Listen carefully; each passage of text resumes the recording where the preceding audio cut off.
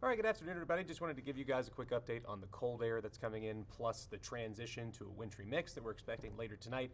It's been a pretty day for most of the day so far, but clouds, you can see, have started to roll in from the west, from Tuscaloosa over to Anniston. Clouds are getting a little bit thicker.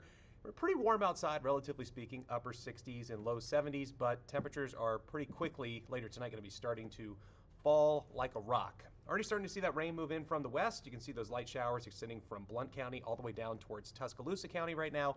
And it should turn a little bit heavier as this cold front starts moving from the west. There's the front itself. You see most of the rain is now falling back behind the front, and that's the reason why we're expecting this transition to a wintry mix, because once this moisture kind of mixes with the colder air that's coming in, it'll be very brief that we could get some ice pellets, maybe some flurries, but that's mainly going to be after midnight tonight.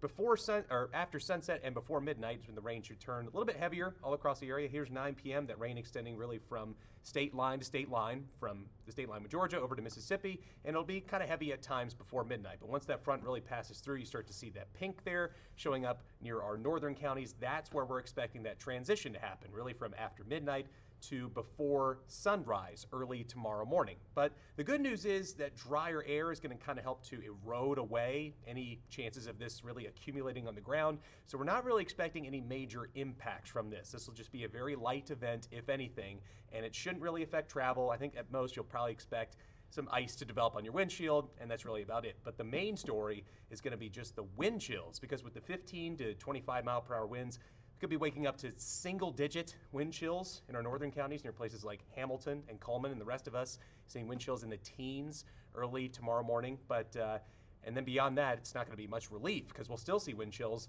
in the 20s later tomorrow afternoon. And then for the most part, we're going to be seeing those wind chills stay below the freezing point for most of the day. So just expect it to be cold all day long tomorrow, and then lows Wednesday morning still going to be in the 20s. So temperatures dropping pretty quickly after around 10 p.m. tonight once that front passes through.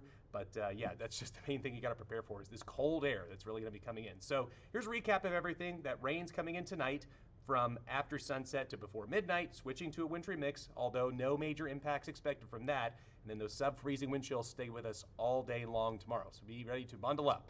Ashley Gam will have your full 7-day forecast tonight at 5 and 6, so make sure you stay tuned for that on CBS 42.